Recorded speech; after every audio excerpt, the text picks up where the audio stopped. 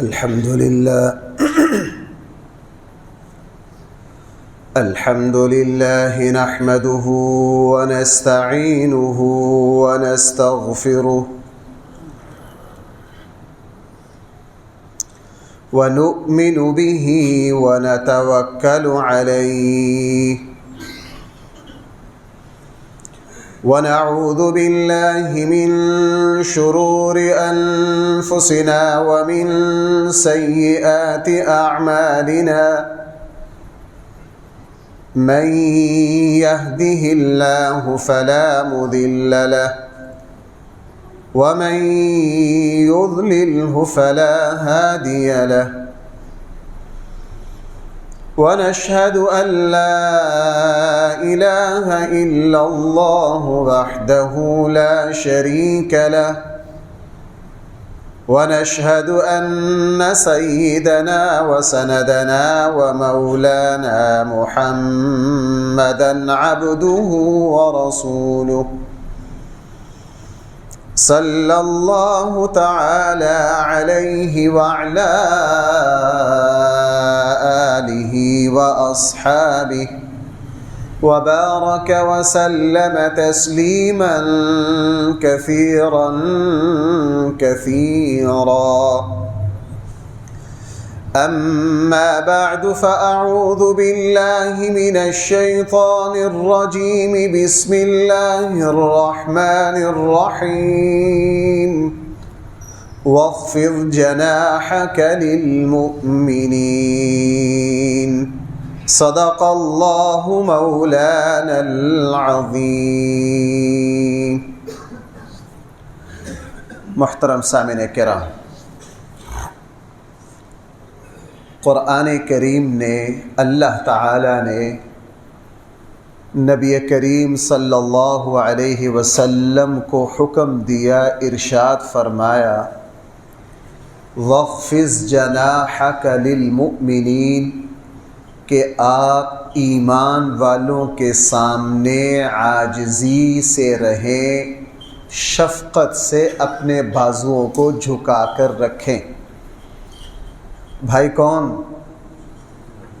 متوجہ ہونا میری طرف ذرا. کون؟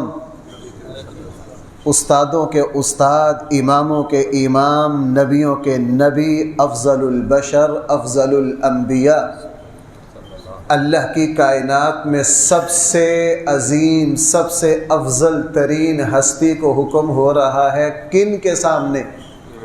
شاگردوں کے سامنے، چھوٹوں کے سامنے، امتیوں کے سامنے. وَاخْفِضْ جَنَاحَكَ لِلْمُؤْمِنِينَ آپ ایمان والوں کے سامنے اپنے بازوؤں کو جھکا کر رکھیے، عاجزی سے پیش آئیے، نرمی سے پیش آئیے. اسی لیے تواضع جو تھی وہ رسول اللہ صلی اللہ علیہ وسلم کی طبیعت اور فطرت کا حصہ تھی. یعنی آپ علیہ السلام کو عاجزی اختیار کرتے ہوئے کسی طرح کی بناوٹ، تکلف، تصنع کی ہرگز ضرورت ہے. آپ کی طبیعت تھی. نمبر 2، آپ کی عاجزی حقیقی عاجزی تھی، حقیقی. ذرا ایک تھوڑی سی ایک باریک بات سمجھنا ذرا. ہمارے اخلاق اور ہماری عاجزی کا آج کل بہت برا حال ہے. ہماری جو عاجزی ہے نا، انکساری ہے، وہ بھی تکبر ہی کی ایک شکل ہے. ہمارے جو اچھے اخلاق ہیں نا، ہمارے جو اچھے اخلاق ہیں وہ بھی حقیقت میں بد اخلاقی ہی کی ایک شکل ہے. شاید آپ کو میری بات اچھی نہ لگے کہ یہ کیا کہہ رہا ہے، تھوڑا سا غور کرنا. اصل اور حقیقی عاجزی یہ ہے کہ بندہ کے دل میں یہ کیفیت ہو کہ میں سب سے زیادہ، سب سے چھوٹا ہوں. میں کیا ہوں؟ سب سے. جیسے ملا علی قاری رحمہ اللہ نے لکھا ہے نا کہ جس مسلمان کے دل میں حقیقی عاجزی ہو وہ اپنے عمر میں سے بڑوں کو دیکھ کر یہ سمجھتا ہے کہ یہ سارے عمر میں مجھ سے بڑے ہیں، ان کے نیک اعمال مجھ سے زیادہ ہیں، یہ بہتر ہے مجھ سے. اور اپنے سے چھوٹوں کو دیکھ کر یہ سمجھتا ہے کہ ان کی عمر تھوڑی ہے، ان کے گناہ بھی مجھ سے تھوڑے ہیں۔ بھائی سمجھ پا رہے ہیں میری بات؟ اپنوں سے چھوٹوں کو دیکھ کر وہ کیا سمجھتا ہے کہ ان کی عمر تھوڑی ہے، ان کے گناہ بھی مجھ سے کیا ہیں، میرے گناہ اپنے چھوٹوں سے زیادہ ہیں۔ اور اپنے سے بڑوں کو دیکھ کر وہ یہ سمجھتا ہے کہ ان کی عمر مجھ سے بہت زیادہ ہے، ان کی نیکیاں مجھ سے زیادہ ہیں، یہ مجھ سے کیا ہے، افضل اور بہتر۔ یہ ہے اصل عاجزی، دل کی کیفیت جو اللہ کے نبی صلی اللہ علیہ وسلم کی تھی۔ اب ہماری عاجزی پتہ کیا ہے؟ میں آپ کے سامنے عاجز بنوں گا تاکہ آپ یہ کہیں ماشاءاللہ مفتی صاحب بڑے متواضع آدمی، آپ کی نگاہ میں اپنا مقام اونچا کرنے کے لیے میں عاجزی دکھاؤں گا۔ یہی حال ہمارے اخلاق کا ہے۔ ہم دوسروں کے ساتھ بڑا مسکرا کر با اخلاق طریقے سے پیش آئیں گے تاکہ دوسرے ہمیں کیا کہیں، فلاں بندہ کیا ہے، بڑا۔ یعنی دل کی کیفیت نہیں ہے، صرف دوسروں کی نگاہ میں بڑا بننا ہے، صرف دوسروں کی نگاہ میں کیا کرنا ہے، بڑا۔ نبی کریم صلی اللہ علیہ وسلم کی کیفیت کیا تھی؟ عاجزی اور انکساری رسول اللہ صلی اللہ علیہ وسلم کی طبیعت تھی۔ اسی لیے بھائیوں، ہماری یہ جرت نہیں ہے کہ ہم حضور علیہ الصلوۃ والسلام کے بارے میں یہ بات کریں اگر اللہ کے نبی خود نہ فرماتے۔ بھائی میری بات سمجھ رہے ہو؟ ہماری جرت نہیں تھی ہم یہ بات زبان پر لاتے اگر اللہ کے نبی، مثلا صحیح احادیث میں ہے ایک شخص نے رسول اللہ صلی اللہ علیہ وسلم سے کہا اے افضل الانبیاء، اس نے غلط کہا؟ بھائی بولو ذرا، رسول اللہ صلی اللہ علیہ وسلم افضل الانبیاء نہیں ہے؟ ہمارا ایمان ہے افضل الانبیاء۔ اس شخص نے بالکل غلط نہیں کہا، اس نے کہا ہے اے افضل الانبیاء۔ رسول اللہ صلی اللہ علیہ وسلم نے فرمایا وہ تو حضرت ابراہیم ہے۔ اور اللہ کے نبی غلط بات فرما بھی نہیں سکتے۔ افضل الانبیاء تو کون ہے؟ رسول اللہ صلی اللہ علیہ وسلم۔ علماء نے فرمایا کہ یہاں رسول اللہ صلی اللہ علیہ وسلم نے حقیقت میں اس مسئلہ کو نہیں بیان کیا کہ افضل میں ہوں یا افضل حضرت ابراہیم ہے۔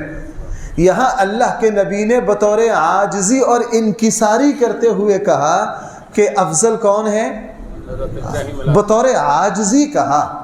یعنی اللہ کے نبی کو یہ بھی پسند نہیں تھا کہ جو اللہ کے نبی کی حقیقی فضیلت ہے عاجزی کی وجہ سے اللہ کے نبی کو وہ بھی پسند۔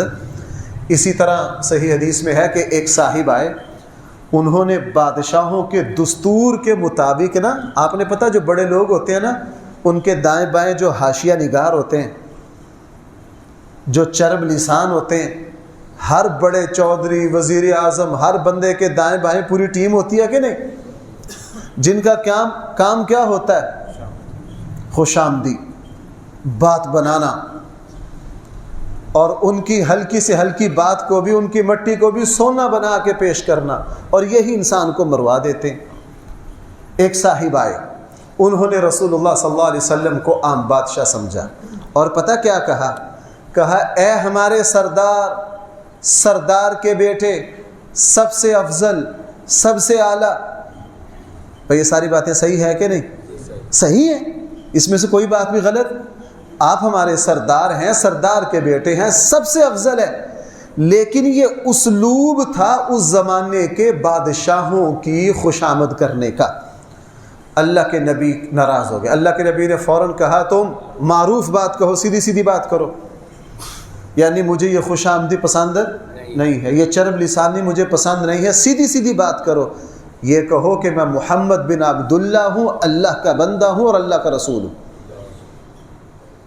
سیدھی سیدھی بات کرو، میں محمد بن عبداللہ ہوں، اللہ کا بندہ ہوں، اور کیا ہوں؟ اللہ کا رسول ہوں۔ باتیں اس نے صحیح کی، لیکن اس کا مقصد کیا تھا؟ خوش آمد کرنا۔ اس نے اللہ کے نبی کو عام بادشاہ سمجھا۔ رسول اللہ صلی اللہ علیہ وسلم نے ہرگز اس کو گوارا نہیں کیا۔ کیوں؟ اللہ کے نبی صلی اللہ علیہ وسلم کی عاجزی جو تھی وہ ایک تو حقیقی تھی اور وہ آپ کی طبیعت کا حصہ بن گئی تھی۔ اور میں آپ سے ایک بات عرض کروں، اسی عاجزی اور انکساری سے ساری خیریں پھوٹتی ہیں۔ دیکھو میں آپ سے ایک مثال عرض کروں، اگر لکڑی بہت اعلیٰ ہو نا تو جس بھی اچھے کاریگر کو دو گے وہ اس کو کچھ سے کچھ بنا دے گا۔ اگر لکڑی جو ہے اس کو دیمک نے چاٹ لیا ہو، لوہا جو ہے وہ زنگ آلودہ ہو، کیوں کوئی اعلیٰ سے اعلیٰ مشین اس کی کوئی چیز پرزہ بنا سکتی ہے؟ چونکہ مٹیریل ہی کیا ہے، بیکار ہے۔ عاجزی سے انسان میں وہ کمال پیدا ہوتا ہے جس سے پھر سارے خیر کے سوتے اور چشمے پھوٹتے ہیں۔ اس لیے امام غزالی یہ کہنے پر مجبور ہو گئے کہ اگر انسان ایک ایمان، قرآن نے ایمان والوں کی جتنی خوبیاں بیان کی ہیں ان کو اکٹھا کر دیا جائے نا تو وہ عاجزی ہیں، اور جتنے بھی برے اعمال ہیں نا ان سب کو اگر ایک لفظ میں تعبیر کر دیا جائے تو وہ تکبر ہے۔ بھائی وہ کیا ہے؟ اب میں یوں کہہ سکتا ہوں، جس بندے میں عاجزی ہے اس میں تمام خوبی اور کمالات پیدا ہونے کی صلاحیت ہے، اور جس آدمی میں تکبر اور غرور ہے اس میں کوئی خوبی پیدا ہونے کی ہرگز صلاحیت ہے۔ اسی لیے رسول اللہ صلی اللہ علیہ وسلم نے ارشاد فرمایا، اللہ تعالیٰ نے میری طرف وحی بھیجی۔ ویسے تو اللہ کے نبی کی ہر بات ہی بھائی کیا ہے، قرآن کہہ رہا ہے وما ينطق عن الهوى، اللہ کے نبی جو بات فرما دیں وہ کیا ہے، وحی ہے۔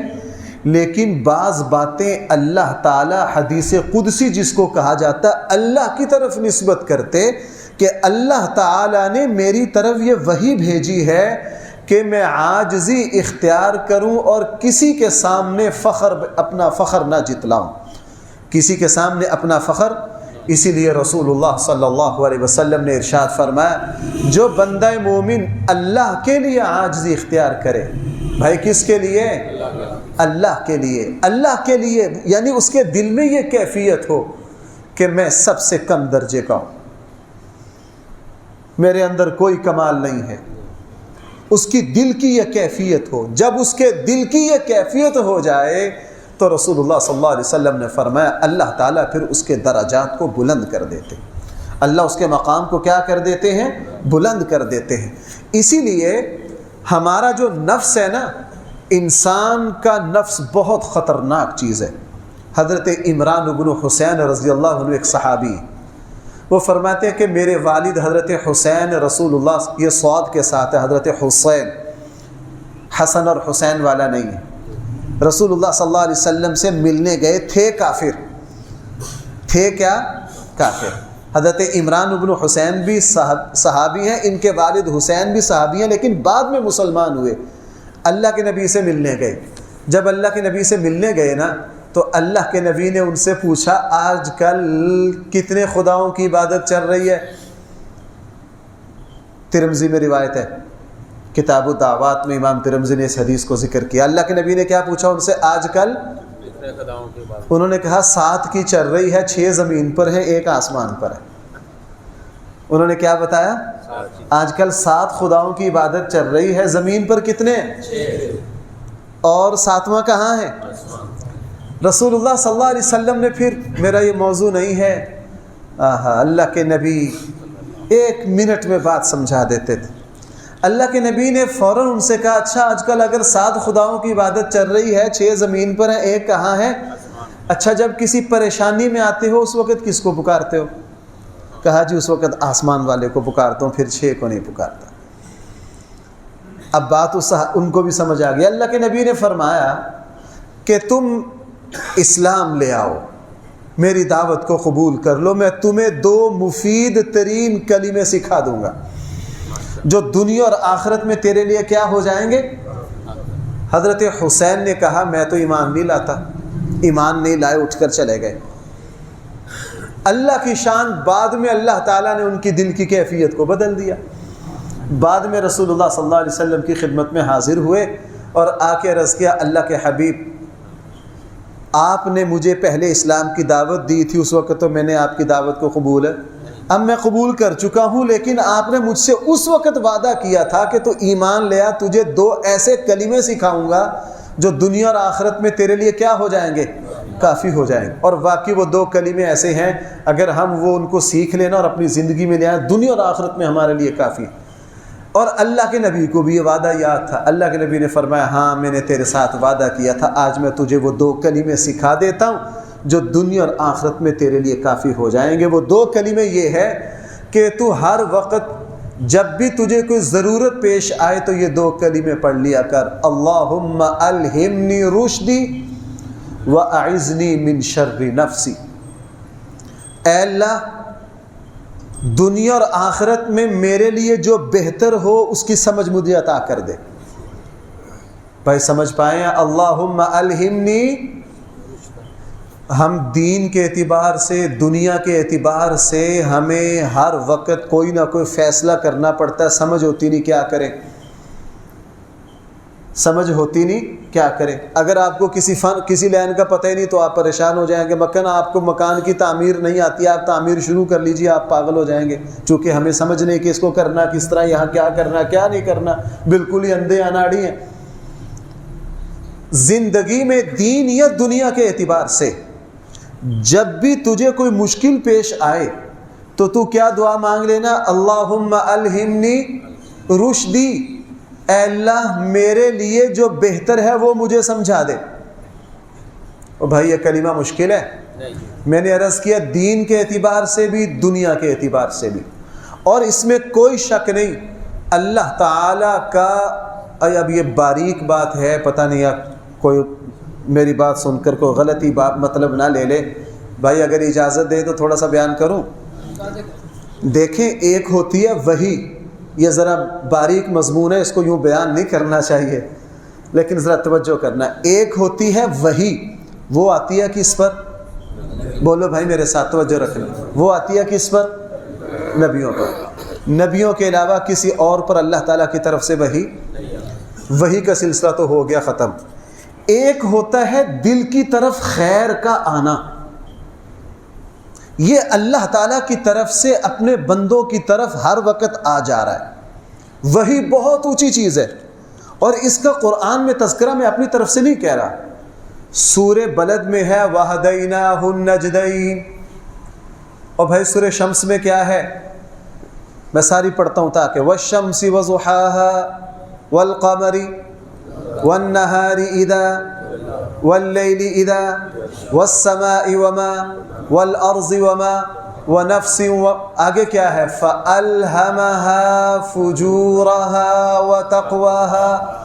کیوں بھائی ہم یہ تو پڑھتے ہیں, اللہ نے قسمیں کھائیں چاند کی, سورج کی, آسمان کی, زمین کی, اور خود انسان کی قسمیں کھا کے فرمایا الہمہا فجورہا وتقواہا. میں اس کا سادہ ترجمہ کروں, ہم انسان کے دل پر الہام کرتے رہتے ہیں جو اس کے لیے مفید ہو, جو اس کے لیے مفید نہ ہو. اللہ تعالیٰ کی طرف سے ہمارے دل پر ہر وقت یہ کیفیات آتی ہیں. نبی کی شان بہت اونچی ہے, اسی لیے رسول اللہ صلی اللہ علیہ وسلم نے کہا تو کیا دعا مانگا کر, اللہم الہمنی رشدی. آپ نے دیکھا ہوگا اچانک لوگ کہتے ہیں جی میری چھٹی حص کہہ رہی ہے, وہ یہ لفظ بولتے ہیں کہ نہیں, اور جناب تمہاری کیا اوقات ہے, کیا چھٹی حصہ ہے, یہ تو اللہ نے کیا ڈال دیا. خود قرآن کہہ رہا ہے حضرت موسیٰ علیہ السلام پیدا ہوئے تو ان کی والدہ پریشان ہوگی کہ نہیں, میں سورہ طٰہٰ کے دوسرے رکوع میں ہے, ان کی والدہ کیا ہو گئی, میرے بچے کو قتل کر دیا جائے گا. آپ سورہ طٰہٰ میں دیکھیے قرآن کیا کہہ رہا ہے, وَأَوْحَيْنَا إِلَىٰ أُمِّ مُوسَىٰ. یہ وہی بات ہے, ہم نے موسیٰ کی والدہ میں کیا بات, دل میں کیا ڈالا, طریقہ ڈال دیا کہ بچے کو اس طرح کر, اور کیا پہنچ گئے.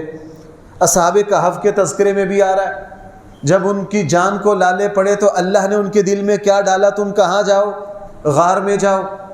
تو یہ جو اللہ تعالیٰ کی طرف سے خیر اترتی ہے یہ تو ہر وقت اترتی رہتی ہے, اور بعض دفعہ ہم اس کو اپنا کمال سمجھ لیتے ہیں.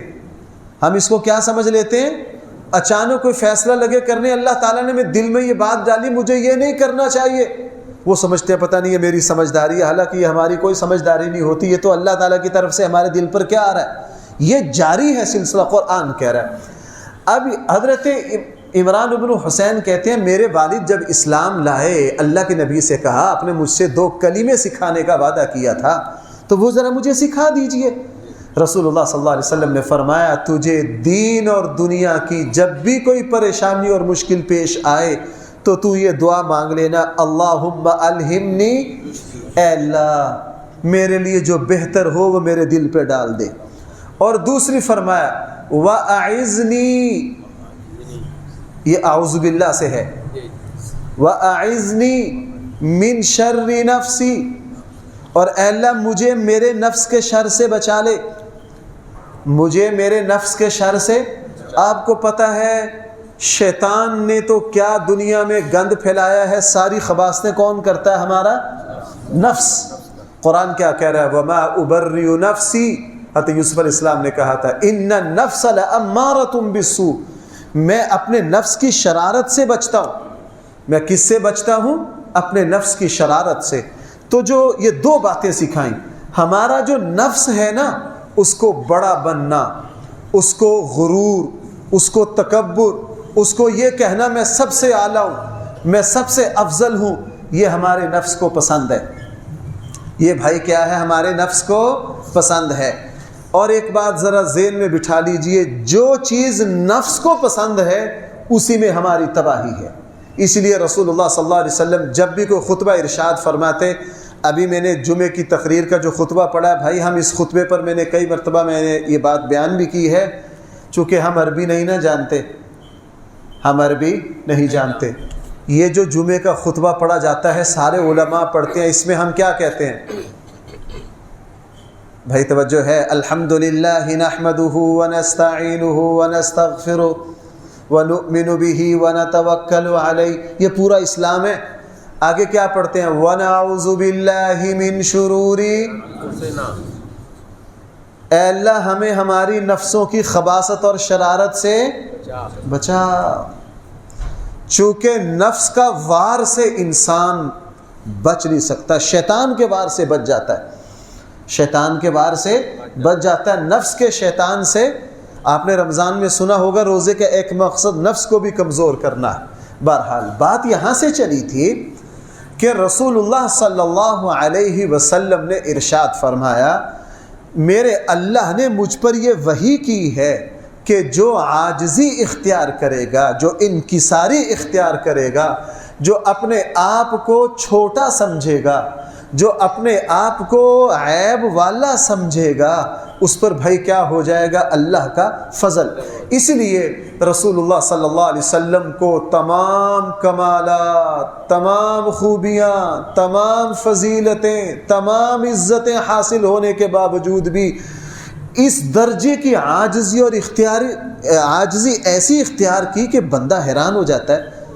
حضرت انس فرماتے ہیں کہ رسول اللہ صلی اللہ علیہ وسلم میری نانی حضرت ملیکہ رضی اللہ عنہا کے گھر تشریف لائے۔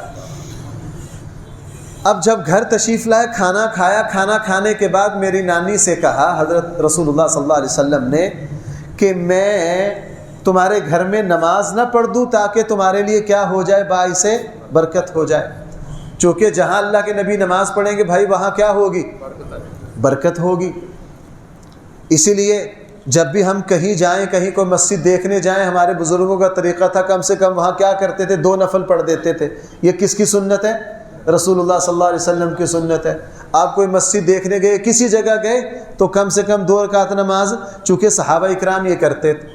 اللہ کے نبی کسی کے گھر کھانا کھانے کے لیے تشریف لے گئے، کھانا کھانے کے بعد فرمائش کرتے کہ اللہ کے نبی یہاں کیا کر دیجئے 2 رکعت نماز تاکہ کیا ہو جائے؟ یہاں اللہ کے نبی نے خود فرمایا حضرت ملیکہ سے، ملیکہ میں تمہارے گھر میں نماز نہ پڑھ دوں؟ حضرت ملیکہ نے کہا اللہ کے نبی پڑھ دیجئے۔ اور حضرت انس فرماتے ہیں اس کے بعد پھر میری نانی نے ساری زندگی اسی جگہ کو اپنا مصلی بنا لیا، وہی نماز پڑھتی تھی کہ یہاں نماز کس نے پڑھی ہے؟ رسول اللہ صلی اللہ علیہ وسلم نے۔ اب جو بات مجھے اللہ کے نبی کی عاجزی اور انکساری کی سنانی تھی، ہم تو اس کا تصور بھی نہیں نہ کر سکتے۔ حضرت انس فرماتے ہیں اللہ کے نبی جب نماز کے لیے اٹھے تو گھر میں ہم 2 بچے تھے، میری نانی تھی، اور گھر میں کوئی ٹاٹ نہیں تھا، ایک بس ٹاٹ تھا، وہ بھی استعمال ہونے کی وجہ سے پرانا ہو گیا تھا۔ میں نے مٹی اس کی جھاڑی، بھائی میں نے کیا کیا؟ مٹی اس کی جھاڑی، اور وہ ٹاٹ بچھا دیا، پیچھے ہم 2 بچے کھڑے ہو گئے اور ہمارے پیچھے ہماری نانی کھڑی ہو گئی، اللہ کے نبی نے نماز پڑھ دی۔ او بھائی آج کو پیر صاحب اس طرح کریں گے؟ کبھی بھی۔ آج کوئی عالم، کوئی پیر، کوئی رہنما، کوئی مقتدی، کوئی اس طرح کر نہیں سکتا۔ فرمایا اللہ کے نبی نے نماز پڑھ دی۔ اسی لیے رسول اللہ صلی اللہ علیہ وسلم کی ہر ادا اس عاجزی اور انکساری والی تھی۔ آپ کا اٹھنا، بیٹھنا، بولنا، چلنا، پھرنا، جو بندہ آتا بے تکلفی سے حضور علیہ السلام سے بات کر لیتا۔ حضرت عقبہ بن عامر رضی اللہ عنہ فرماتے ہیں ایک صاحب دور سے آئے رسول اللہ صلی اللہ علیہ وسلم سے گفتگو کرنے کے لیے، اور جب گفتگو کرنے لگے تو ان پر روب اتنا پڑا کہ وہ کانپنے لگ گئے۔ وہ کیا کرنے لگ گئے؟ رسول اللہ صلی اللہ علیہ وسلم نے فرمایا بھائی کانپو نہیں، اطمینان سے بات کرو، میں کوئی بادشاہ نہیں ہوں، میں اللہ کا رسول ہوں۔ اور فرمایا میں اس خاتون کا بیٹا ہوں جو دھوپ میں خشک کیے ہوئے گوشت کو کھا لیا کرتی تھی، ڈرو نہیں۔ اس لیے اللہ کے نبی کو کسی موقع پر عاجزی اتنی، سفر سے واپس آ رہے ہیں۔ یہ بات میں نے کئی مرتبہ بیان کی ہے، مدینہ کے بچے استقبال کے لیے باہر جاتے اور سب سے زیادہ بچے رسول اللہ صلی اللہ علیہ وسلم کی سواری پر چڑھ جاتے۔ اللہ کے نبی 3-4 بچوں کو آگے بٹھا، 3 کو پیچھے بٹھا، کوئی رسول اللہ صلی اللہ علیہ وسلم کے کندھے پر سوار ہو گیا۔ اور حجۃ الوداع پر تو اللہ کے نبی، اب 1 لاکھ سے زیادہ صحابہ موجود تھے کہ نہیں؟ پورا عرب فتح ہو گیا۔ بھائی ذرا دیکھنا، پورا عرب فتح ہو گیا۔ پورے عرب میں کسی کی کوئی چھوٹی موٹی سرداری باقی، پورا عرب رسول اللہ صلی اللہ علیہ وسلم کے ایک اشارے پر ہے۔ حجۃ الوداع پر 1 لاکھ سے زیادہ صحابہ موجود ہیں۔ اب اللہ کے نبی کی سواری کے پیچھے پیچھے دنیا بھاگ رہی ہے، دیکھ رہی ہے، لیکن اللہ کے نبی کی عاجزی دیکھیے، پیچھے بھی بچہ سوار ہے، آگے بھی بچہ سوار ہے۔ بھائی کون سوار ہے؟ پیچھے بھی بچہ سوار ہے اور آگے بھی کون سوار ہے؟ بچہ سوار ہے، بے تکلفی۔ اس لیے قرآن کریم نے حضور سے فرمایا تھا وَخْفِضْ جَنَاحَكَ لِلْمُؤْمِنِينَ، اے نبی جی آپ ایمان والوں کے لیے اپنے بازو کیا رکھیے۔ اور جب انسان کے اندر عاجزی آ جائے تو بھائی پھر انا اور غرور خود بخود نکل جاتا ہے۔ آج صورتحال یہ ہے کہ جناب ہمیں کوئی کلمہ کہہ کر جائے گا کہاں۔ اس لیے بعض ہماری خامیاں ایسی ہیں، میں اپنے آپ کو شمار کر کے کہہ رہا ہوں، جی چاہتا ہے کہ ان کو بار بار بیان کیا جائے، بار بار بیان کیا جائے۔ قرآن رسول اللہ صلی اللہ علیہ وسلم نے فرمایا جس شخص کے دل میں ایک رائی کے دانے کے برابر بھی، بھائی رائی کس کو کہتے ہیں؟ بھائی جانتے ہیں کہ سرسوں کا وہ چھوٹا سا، فرمایا رائی کے دانے کے برابر بھی تکبر ہوا جنت میں نہیں جائے۔ اور صحیح حدیث میں ہے جس دل میں غرور اور تکبر ہوا، میدان محشر میں اللہ تعالیٰ ان کے وجود کو کیڑے مکوڑوں کی طرح بنا دیں گے اور عام لوگ اس کو پاؤں میں رون دیں گے۔ اسی لیے اللہ تعالیٰ کو تکبر کی کوئی ادا پسند نہیں ہے۔ رسول اللہ صلی اللہ علیہ وسلم نے کیا فرمایا؟ الکبریا، اللہ تعالیٰ فرماتے ہیں الکبریا ردائی والعظمت ازاری، کہ جو تکبر ہے یہ کیا ہے؟ میری اوپر کی چادر ہے، اور جو عظمت ہے وہ میرا ازار بند ہے۔ یہ سمجھانے کے لیے اب اللہ کے تعالیٰ کی وجود کی تفصیل کو ہم نہیں سمجھ سکتے۔ فرمایا کہ جس نے میرے ساتھ جھگڑا کیا، اب بھائی جو شخص تکبر کرتا ہے وہ کس سے جھگڑا کر رہا ہے؟ بھائی بولو ذرا، صحیح حدیث میں جو تکبر کر رہا ہے وہ کس کے ساتھ جھگڑا کر رہا ہے؟ اور بھائی جو اللہ تعالیٰ کے ساتھ جھگڑا کرے گا وہ بچے گا؟ فرمایا من نازانی، جو میرے ساتھ جھگڑا کرے گا وہ جہنم میں جائے گا، میں اس کو جہنم میں پھینک دوں گا۔ اس لیے اپنے آپ کو غرور کی ہر ادا سے بچانا اپنے لب و لہجے میں۔ اس لیے رسول اللہ صلی اللہ علیہ وسلم کو دعویٰ کرنا پسند نہیں تھا۔ بھائی تکبر دل کی کیفیت ہے، اس کی کچھ علامتیں ہیں، بندے کو آسانی سے اندازہ ہو جاتا ہے۔ مثلا علماء نے فرمایا کہ تکبر کس کو کہتے ہیں؟ اپنے آپ کو سب سے اعلیٰ سمجھنا۔ تکبر کی ایک علامت کیا ہے؟ دوسروں کو گھٹیا سمجھنا۔ تکبر کی ایک علامت کیا ہے؟ اپنی غلطی نہ ماننا۔ بھائی تکبر کی ایک علامت کیا ہے؟ اپنی غلطی۔ بھائی ہم اپنی غلطیاں مان لیتے ہیں؟ بھائی بولو یار. حدیث میں صراحتاً موجود ایک ہے کہ بندے کو اپنی غلطی سمجھ نہ آئے. ہمارے یہاں ہم بعض دفعہ سمجھ. اللہ کے نبی کی شان دیکھیے, رسول اللہ صلی اللہ علیہ وسلم جہاں بھول چوک ہو گئی اللہ کے نبی نے فوراً اس کو کیا کر لیا. آپ حضرات بھائی اللہ کے نبی نماز میں بھولے ہیں کہ نہیں؟ کسی نے لقمہ دیا فوراً اس کو کیا کر لیا. قرآن کی تلاوت کر رہے ہیں, ایک آیت پڑھنے سے رہ گئی, پیچھے سے کسی نے لقمہ دی گئی, اللہ کے نبی نے فوراً اس کو کیا کر لیا, قبول کر لیا. اور بہت سارے موقع. تو جو بندہ اپنی غلطی ہی قبول نہ کرے سوال ہی پیدا نہیں ہوتا. اور ہمارے یہاں بھائی میاں بیوی کے خاندانوں کے جتنے جھگڑے ہیں, ہم اپنی انا کے ان گھوڑوں پر سوار ہوتے ہیں, اگر تھوڑا سا اپنے تکبر کی سیٹ سے نیچے اتر آئے نا تو ہمارے آپس کے سارے جھگڑے ختم ہو جائیں. ہمارے آپس کے سارے جھگڑے کیا ہو جائیں. اور میں عرض کر رہا ہوں کہ بندہ اگر اپنے اندر عاجزی پیدا کر لے تو سمجھ لیجیے اب ساری خوبیاں اس میں آ جائیں گی. اگر اس نے اپنے اندر غرور پیدا کر لیا تو جناب جو تھوڑی بہت ہیں وہ بھی جاتی رہیں. اسی لیے رسول اللہ صلی اللہ علیہ وسلم کے صحابہ کی جب تربیت ہوئی تو بھائی وہ مولانا مودودی صاحب رحمۃ اللہ علیہ نے ایک جگہ ایک بات لکھی ہے, اور یہ بات تقریباً سارے علماء نے لکھی ہے کہ من حیث الجماعت انبیاء کے بعد اللہ نے روئے زمین پر صحابہ اکرام جیسی جماعت اور پیدا. انبیاء کے بعد بھائی سب سے افضل ترین جماعت کون سی ہے؟ کیوں؟ دیکھو اللہ کے نبی کی زیارت کی, براہ راست اللہ کے نبی کے شاگرد جنت کی بشارتیں سنی. ابو ذر غفاری رضی اللہ عنہ جیسا عظیم الشان صحابی, آپ کو پتہ ہے پہلے اسلام لانے والے جو 13-14 صحابہ ہیں ان میں سے کون ہے بھائی بولو میرے ساتھ؟ ابو ذر غفاری. اور پورے مکہ کے سامنے علل اعلان ایمان کا اعلان کرنے والے سب سے پہلے کون ہیں حضور کے بعد؟ ابو ذر غفاری. آپ کو پتہ جب اسلام لائے تو بیت اللہ کے صحن میں کھڑا ہو کر اشہدو ان لا الہ الا اللہ کا کلمہ بلند کیا کہ نہیں؟ کافروں نے مارا, حضرت عباس نے بڑی مشکل سے چھڑایا, اگلے دن پھر اور عظیم فضیلتیں حاصل ہیں حضرت ابو ذر غفاری رضی اللہ عنہ کو. لیکن زبان سے ایک کلمہ نکل گیا جو تھوڑا سا تکبر کا کلمہ تھا. حضرت بلال حبشی رضی اللہ عنہ اور حضرت ابو ذر غفاری میں تھوڑی بہت ہی انبن ہو گئی.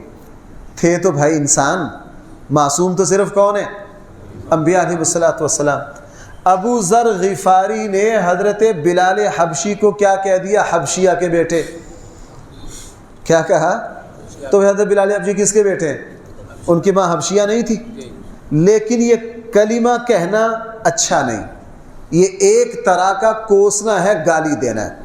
حضرت بلال حبشی کو کہہ دیا وہ حبشیہ کے بیٹے. حضرت بلال حبشی کو اس کا بڑا صدمہ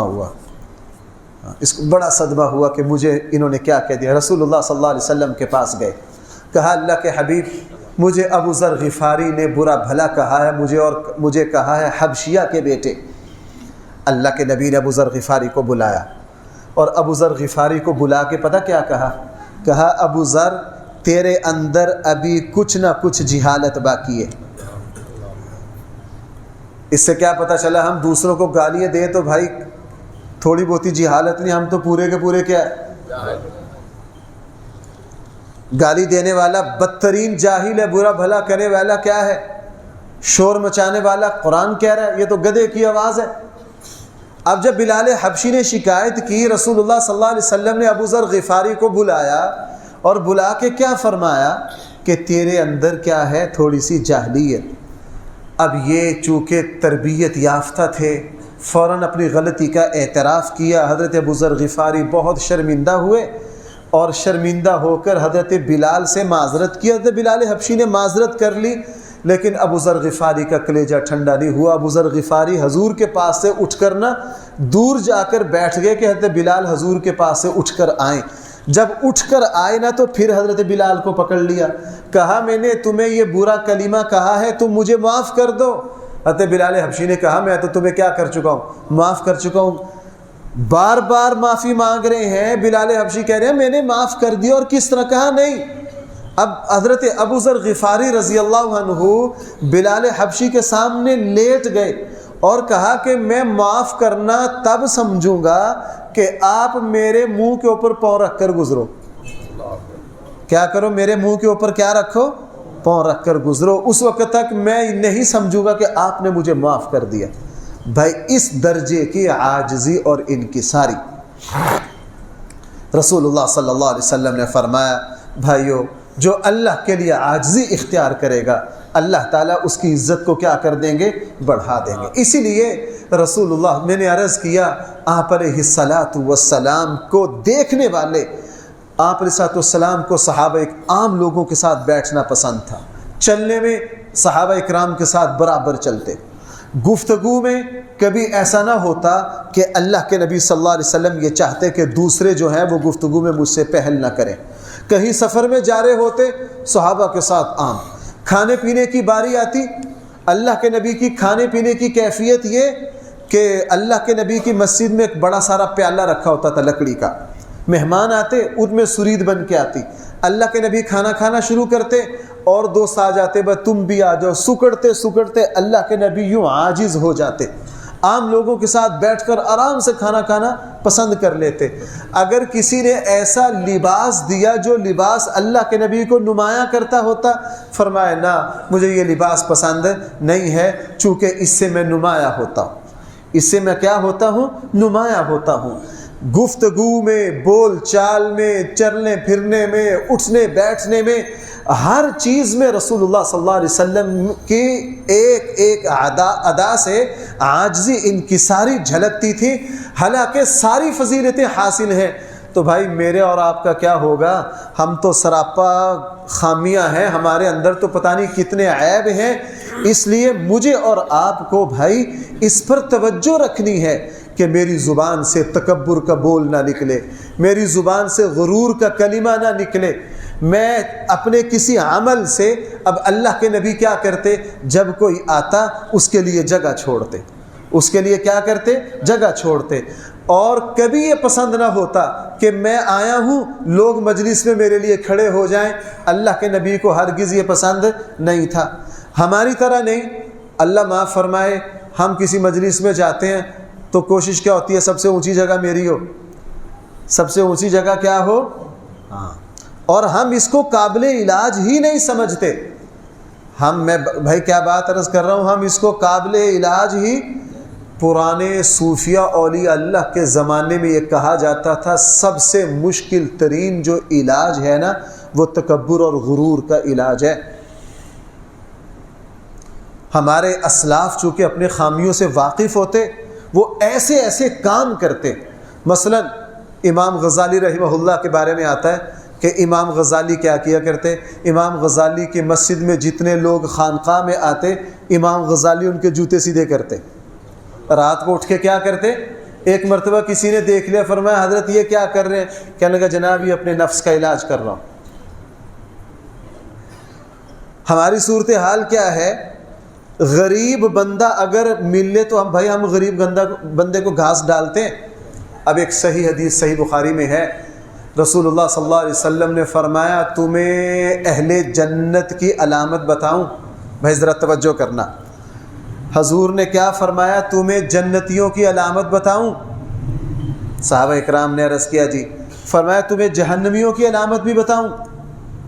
اب اسی حدیث کو معیار بنا کر میں اور آپ فیصلہ کر سکتے ہیں کہ ہم کس پارٹی کا حصہ ہیں. رسول اللہ صلی اللہ علیہ وسلم نے فرمایا میں تمہیں جنتی لوگ بتاؤں؟ جنتی لوگ وہ ہیں کل ضعیف متضاعف، ہر وہ بندہ جو معاشرے میں کمزور ہے، جس کو کمزور سمجھا جاتا ہے لیکن وہ بیچارہ بہت عاجزی اور انکساری والا ہے، گمنام ہے، یہ جنتی.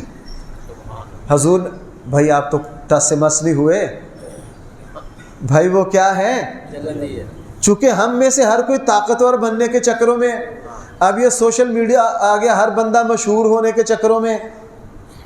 اب میرے پاس کوئی نہ کوئی نوجوان آ جاتے ہیں، مفتی صاحب اپنے جو آپ کے بیان ہے نا ان کی تقریریں نا اس طرح کیا کریں، پھر آپ نا فیس بک پر مشہور ہو جائیں گے. آپ کیا ہو جائیں گے؟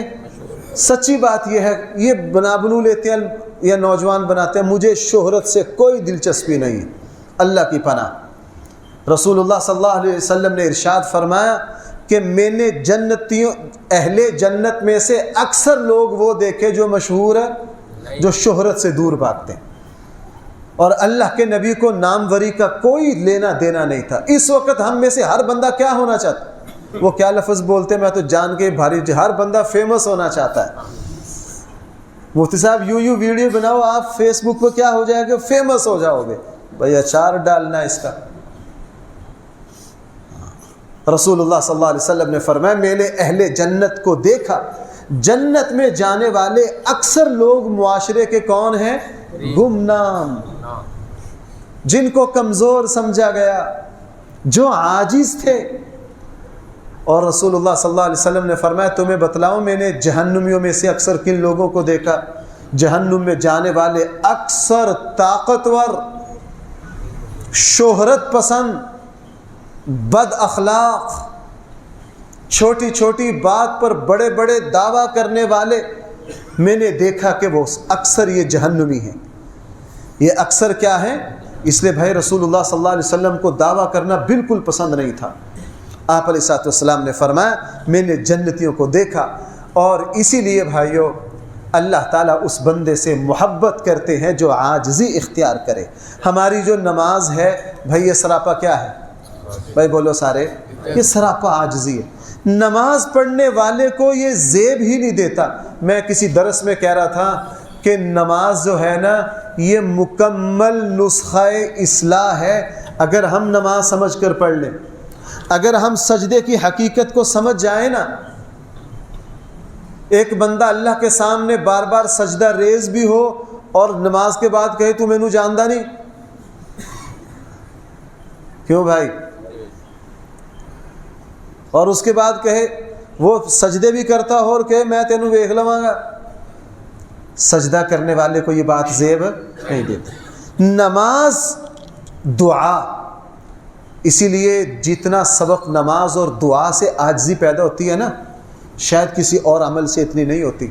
اسلام کے جتنے بھی اعمال پر آپ غور کر لیجئے، یہ اپنی شناخت کو مٹانا ہے۔ بھائی جب آپ حج پر جاتے ہیں تو کیا ہوتا ہے؟ کیا پہننا ہوتا ہے؟ بھائی بولو میرے ساتھ، بارش آگے کوئی بات نہیں۔ حج پر جانا ہے جناب، سفید کپڑے پہنو، اور جوتا کون سا پہننا ہے مردوں نے؟ کینچی چپل، جناب اعلیٰ سے اعلیٰ شوز نہیں پہن سکتے۔ کیوں؟ مٹاؤ، تمہیں اندازہ نہیں ہے اسی مٹانے میں اللہ نے کمال رکھا ہے۔ اب اپنا لباس چھوڑ دیا جی، چھوڑ دیا جی، اب جناب اپنا جوتا بھی اتارو جی، ٹھیک ہے جی اتار دیا جی۔ اب پوری دنیا کے عرب و عجم، ہر طرح کے مالدار غریب سب ایک ہی جگہ میدان عرفات میں، پنجابی میں کہنا وہ کلر ہیں، وہ ہمارے کلر بھی فضیلت تو ان کو حاصل ہے، ہمارے کلروں میں بھی سبزہ ہوتا ہے، وہاں تو ہوتا ہی کچھ نہیں۔ اچھا اب جناب کیا کرو؟ ٹنڈ کرواؤ، اور ٹنڈ کروا کے کوئی پہچانا جاتا ہے؟ اب ہمارے ہاں لوگ حج پر عمرہ پر جاتے ہیں، ایک نوجوان بڑا مسئلہ پوچھتے ہیں کہ جی میں بال نہیں کٹوانا چاہتا۔ جناب آپ بال نہیں کٹوانا چاہتے، یہی تو حج ہے۔ حج کا مقصد ہی کیا ہے؟ اپنے آپ کو مٹانا۔ دعا کا مقصد کیا ہے؟ اللہ میں تیرا عاجز بندہ۔ اسلام نے فرمایا غلطی ہونے کے بعد جو معافی مانگ لے وہ اللہ کی نظر میں محبوب ہو گیا، چونکہ معافی مانگنا کیا ہے؟ عاجزی اور انکساری ہے۔ سجدے میں انسان سب سے زیادہ اللہ تعالیٰ کو پسند آتا ہے کہ نماز کے ارکان میں سے سب سے زیادہ عاجزی والا رکن کون سا ہے؟ سجدہ۔ توبہ میں اللہ تعالیٰ اپنے بندے سے کیوں محبت کرتے ہیں؟ چونکہ توبہ عاجزی کا کمال ہے، عاجزی کی انتہا ہے۔ اس لیے حدیث میں ہے کہ وہ مسلمان جو کسی ایسے علاقے میں فوت ہو جائیں، اوہو ہمارے یہاں اب شہرت پسندی اس حد تک پہنچ گئی ہے، کوشش ہوتی ہے نماز جنازہ میں پورا شہر آئے تاکہ ہم فخر کر سکیں کہ ہمارے نماز جنازہ اتنے بڑے ہیں۔ ہمارے جنازہ کیا ہے؟ یہ کافر سردار کرتے تھے۔ الہاکم التکاثر، عربوں کے یہاں یہ چیز باعث فخر سمجھی جاتی تھی کہ فلاں سردار کے مرنے پر ماتم کرنے والی عورتیں کتنی ہیں۔ وہ وصیت کیا کرتے تھے ان کے یہاں مرنے پر ماتم کرنے کے لیے کرائے پر عورتیں ملتی تھی، اور اسی لیے اللہ کے نبی نے کیا فرمایا؟ ماتم کرنے والا اور جس پر ماتم کیا دونوں کیا ہیں؟ یہ باعث فخر تھا۔ یہ کیا تھا؟ باعث فخر تھا۔ بہرحال بھائی حاصل یہ ہے کہ اسلام کے تمام اعمال مجھے اور آپ کو عاجزی سکھاتے ہیں۔ مجھے اور آپ کو بھائی کیا سکھاتے ہیں؟ عاجزی سکھاتے ہیں۔ ہماری نماز یہ سکھا رہی ہے جس وقت بندہ میں عاجزی اور انکساری آ گئی، جس وقت دل میں یہ کیفیت پیدا ہو گئی کہ میں کچھ نہیں ہوں، میرے اندر کوئی کمال نہیں ہے، میرے اندر کوئی خوبی نہیں ہے، جس وقت میں اپنی نگاہ میں کچھ نہ رہا تو اس وقت میں اللہ کی نگاہ میں سب کچھ ہوں، اور جب میں اپنی نگاہ میں سب کچھ ہوں تو بھائی اللہ کی نگاہ میں اس وقت میں کچھ بھی نہیں ہوں۔ اگر ہم اپنے اندر یہ کیفیت پیدا کر لیں گے تو انشاءاللہ دنیا کی کامیابی بھی انشاءاللہ اللہ عطا فرمائے گا اور آخرت کی کامیابیاں بھی اللہ دے دے گا۔ اور اگر اپنے انا کے بت میں ہی پلے رہے اور ہر وقت یہی رہے کہ میری گاڑی جیسی کسی کی گاڑی نہ ہو، میرے گھر جیسا کسی کا گھر نہ ہو، اور میرے بچوں کی شادی جیسی کسی کی شادی نہ ہو، اور ہمارے لباس جیسا کسی کا لباس نہ ہو، میری گھڑی اور موبائل کی طرح کا کسی کا موبائل نہ ہو، جناب اسی انا پرستی کے گمت میں زندگی گزار گئے تو جناب پھر آگے بڑی مشکلات ہیں۔ اللہ تعالی ہم سب کو صحیح فہم عطا فرمائے۔ وآخر دعوانا الحمدللہ۔